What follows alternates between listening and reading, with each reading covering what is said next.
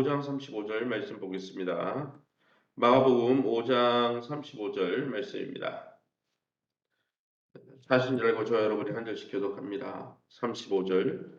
아직 예수께서 말씀하실 때 회당장의 집에서 사람들이 와서 회당장에게 이르되 당신의 딸이 죽었나이다.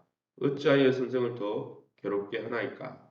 예수께서 그 하는 말을 곁에서 들으시고 회당장에게 이르시되 두려워하지 말고 믿기만 하라 하시고 40절입니다. 40절. 그들이 비웃더라. 예수께서 그들을 다 내보내신 후에 아이의 부모와 또 자기와 함께한 자들을 데리시고 아이 있는 곳에 들어가사 그 아이의 손을 잡고 이르시되 달리다굼 하시니 번역하면 곧 내가 네게 말하노니 소녀야 일어나라 하심이라.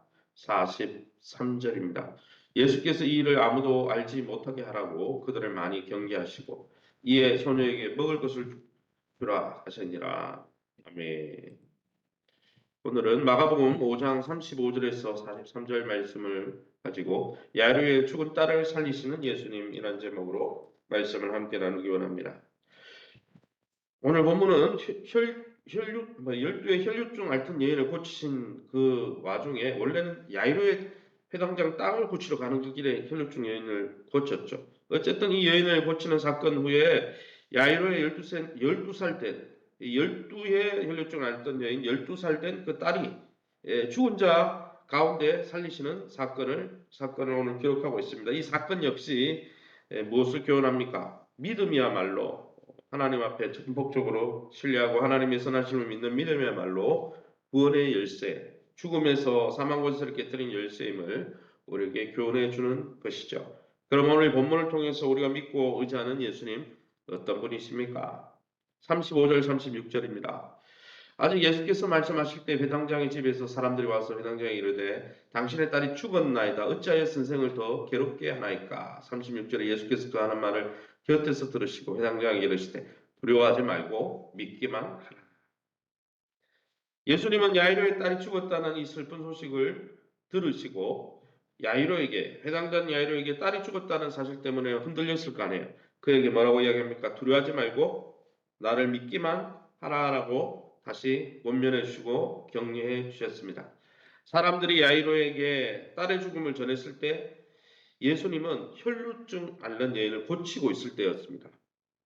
야이로의 마음에 분명 예수님이 그 부정한 여인 하나 때문에 원래 자신의 딸에게 가기로 한 그 와중에 그 일이 일어났잖아요.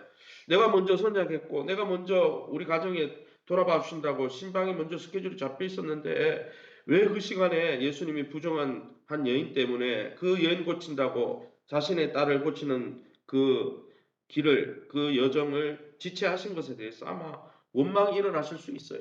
그죠? 예수님 좀 더 일찍 가셨으면 그 여인 안 돌아봤으면 우리 딸이 살았을 텐데. 하지만 주님은 그 야이로의 속마음의 소리까지도 들으시고 야이로에게 말씀하시는 것이죠. 그죠? 예수는 분명히 딸이 죽었다는 이야기를 들었는데 야이로에게 말했어요. 그럼 야이로의 원망의 소리를 알고 계시다는 것이죠. 뭐라고 이야기하십니까? 야이로에게 더욱더 주님을 신뢰하라라고 말씀하고 계시다는 것입니다. 사랑하는 성도 여러분, 우리 주변의 사람들이 이제 더 이상 기도해봐야 소용없어. 그만해. 이렇게 우리를 타이르고 있지는 않습니까? 하나님께 기도해봐야 이제 소용이 없어. 죽어버렸는데 뭐. 여러분 이 소리 저 소리 흔들리지 말고 하나님의 약속을 의지하고 우리의 생명의 주관자 되신 주님 앞에 부활의 주 되신 주님 앞에 기도하고 간구함으로 여러분의 문제가 회복되어지고 살아나는 놀라운 역사가 있길 예수님 이름으로 축원합니다. 40절입니다. 그들이 비웃더라. 예수께서 그들을 다 내보내신 후에 아이의 부모와 또 자기와 함께한 자들을 데리시고 아이 있는 곳에 들어가셨다 했습니다. 오늘 성경 37절과 40절 말씀 읽어보면 예수님은 세 제자, 예수님의 뭐 수제자라고 할 수 있는 뭐 베드로, 야고보, 요한 이렇게 세 제자를 이야기하는 거죠. 이 세 제자만 야이로의 집에 들어가는 것을 허락하셨습니다. 예수님은 중요한 사건이 있을 때마다 이 세 명과 함께 하셨다는 것을 마가복음 9장 14장에 기록하고 있죠. 마가는 다른 제자들 12제자 중에 12제자 빼면은 뭡니까? 9제자가 더 있잖아요. 그런 다른 제자와 또 뭐였습니까? 예수님의 잔다, 그 아이가 잔다 할 때 비웃었어요. 그 지역의 동네 사람들이. 그런 사람들은 감당치 못하는 하나님 나라의 일이 있었기 때문에 정말 예수님이 세제자만 따로 택하여 들어가신 것 같습니다. 어쨌든 중요한 것은 무엇입니까? 나보다 다른 이가 교회 안에서 더 중용될 때 하나님이 이번에는 내가 아니라 다른 사람을 사용할 때 하나님의 주권을 인정합니까?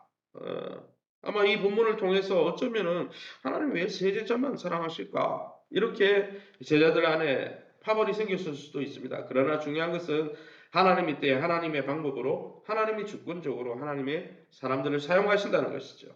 그러나 하나님의 때와 방법에 대해서 의심치 않고 하나님이 여전히 주인임을 인정할 수 있기를 예수님 이름으로 축원합니다. 41절 말씀입니다. 예, 41절입니다. 그 아이의 손을 잡고 이르시되 달리다굼 하시니 번역하면 곧 내가 내게 말하노니 소녀야 일어나라 하심이라. 41절 말씀에 죽음의 권세를 정복하시고 영원한 생명을 주시는 바로 우리 하나님이 예수님인 것을 우리가 알 수 있습니다. 예수님은 야이로의 딸이 죽었다고 통곡하고 떠드는 자들을 향해 그가 죽은 것이 아니고 잔다고 말씀하셨습니다. 이것은 나사로를 살리러 갈 때도 똑같았죠. 나사로가 잔다 그랬어요. 제자들에게. 예수님이 결국 살리실 것이기 때문에 영원한 죽음이 아니기 때문에 잠시 숙면했다가 일어나는 잠처럼 그와 같이 예수를 믿는 자들의 죽음은 그렇다는 것이죠. 그런 성격이라는 거죠. 예수님은 죽은 아이의 손을 잡고 일어나라고 달리다굼 명령하셨습니다. 그를 통해서 자신이 죽은 자에게 새 생명을 주시는 부활의 주님임을 드러내고 있는 것이죠. 사랑하는 성도 여러분, 요즘 무엇 때문에 슬퍼하고 울고 있습니까? 하나님은 우리에게 달리다굼 말씀하십니다. 일어나라. 죽음 가운데서 일어나라. 말씀하시는 주님의 권세 있는 명령을 듣고 그 약속의 말씀을 붙들고 일어나시는 복된 저와 여러분 될 수 있기를 예수님 이름으로 축원합니다. 마지막으로 43절입니다. 예수께서 이 일을 아무도 알지 못하게 하라고 그들을 많이 경계하셨다라고 말씀하고 있습니다. 죽은 소녀를 일으키신 예수님은 크게 놀라는 아이의 부모와 제자들에게 침묵을 명하셨습니다. 예수님이 단지 기적을 일으키는 자로 표적을 일으키는 자로 사람들이 알고 몰려오는 것을 경계하셨다는 것이죠. 무엇입니까?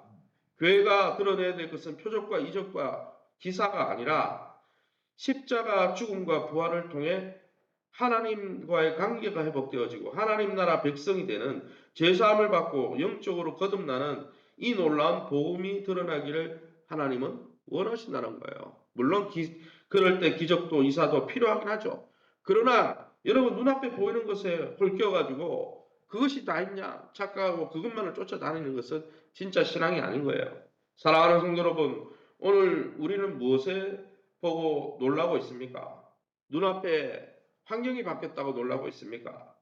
하나님의 말씀이 죽은 우리 마음속에 뿌려져 영원한 생명의 씨앗이 되어서 역사가 나타나고 그래서 자기중심적으로 내가 왕으로 내가 하나님으로 살던 삶을 다 청산하고 하나님이 왕이시라고 고백하는 그러한 영적 거듭남에 놀라고 있습니까? 아무쪼록 하나님 나라 복음 하나님의 백성이 되어서 하나님 내가 이제는 내가 주인이 아니라 하나님이 주인이고 하나님의 통치를 기꺼이 받길 원합니다. 그런 영적인 하나님 나라의 복음에 온전히 반응해서 그 하나님의 통치에 순종하면서 누리는 그 복을 누리시기를 예수님 이름으로 축원합니다. 시간을 우리 합심해서 기도합니다. 오늘 우리를 향해서도 달리다굼 일어나 말씀하시는 주님의 음성을 듣고 영적으로 일어나 다시 걷게 도와 주옵소서. 2024년 1대1 양육을 통해 하나님 나라를 어떻게 이행하고 즐기고 누려야 될지 그 방법을 바로 깨닫고 이 땅에서 하나님 나라를 누리고 또 그 하나님의 놀라운 나라를 증거하는 우리 성도들 될 수 있도록 1대1 양육 가정을 위해서 기도해 주시기 바랍니다. 세우신 교회와 좋은 관계를 맺게 도와주시고 교회가 교회 안에서 또 주님이 부어주신 성령 안에서 주님의 몸된 교회 안에서 바른 믿음 가운데 건강과 개혁과 자녀들이 회복될 수 있도록 우리 박인수, 김명수, 최두화 권사님 또 우리 임순례 집사님 건너올 우리 아이들 위해서 축복된 신방을 통해 신방받는 가정이 회복될 수 있도록 우리 합심해서 통성으로 기도합니다. 주여 하나님 아버지 은혜 감사합니다. 하나님의 놀라운 은혜 가운데 이 새벽에도 저희를 주의 보좌 앞으로 인도하시니 감사합니다. 아버지 야이로 회당장에 죽음의 그늘이 들어진 그곳에 가셨어 달리다금 일어나 새 생명을 선포하시고 부활 생명을 선포하신 주님, 오늘도 우리의 죽은 것들이 또 우리의 소망 없던 것들이 주님 안에서 살아나고 회복되어지는 놀라운 구원의 역사를 오늘도 경험하는 복된 이 하루 되게 도와 주옵소서. 2024년 또 우리 한평생 하나님 나라를 이 땅에서 여행하고 누리고 하나님 나라 시민권을 받았는데 하나님 시민권만 붙들고 있는 자가 아니라 이 하나님의 나라를 이 땅에서 하나님 나라의 세계관과 가치관대로 살면서 하나님이 주는 참 복을 누리는 세상이 감당할 수 없는 평강을 누리는 복된 우리 교회 되게 도와주옵소서. 이를 위해서 하나님 나라를 어떻게 여행하고 경험해야 될지 일대일 양육을 통해 새롭게 깨닫고 믿음 가운데 우리 자신을 세워가길 원합니다. 일대일 양육 가정의 모든 성도들이 동참하게 도와주시고 이 양육 과정을 통해서 한 사람 한 사람 믿음 가운데 세워지게 도와주옵소서. 세우신 교회와 좋은 관계를 맺게 도와주시고 성경 안에서 주님의 몸된 교회 공동체 안에서 하나님 함께 믿음을 나누며 함께 떡을 떼며 하나 된 것을 기뻐하며 연합하면서 건강과 기업과 자녀들이 회복되어지며 하나님이 주시는 하나님의 가족들에게 주시는 변화와 성장을 경험할 수 있도록 은혜 베풀어 주옵소서. 박인수, 김명수, 우리 최도와 권사님, 주님 치유 강설을 받아 주셔서 깨끗게 하시고 연세만한 우리 권사님들 강건케 하여 주옵소서. 우리 임순애 집사님 또 하나님 고관절 골절로 인해서 고통 가운데 있습니다. 종을 긍휼히 여겨 주옵소서. 우리 건놀 또 우리 아이 하나님 그 성경판이 아무 이상 없이 강건케 하여 주시고 키와 몸이 자랄 때 하나님의 은혜 가운데 하나님 있게 도와주옵소서. 오늘 7목장 8목장 축복 드신방을 통해서 각 가정마다 하나님의 은혜의 소식 복음의 소식 앞에 참 하나님을 왕으로 모시고 한 걸음 한 걸음 더 나아가는 우리 귀한 성도들 되게 도와 주옵소서. 모든 영광 하나님께 돌려드리며 예수 이름으로 기도합니다. 아멘.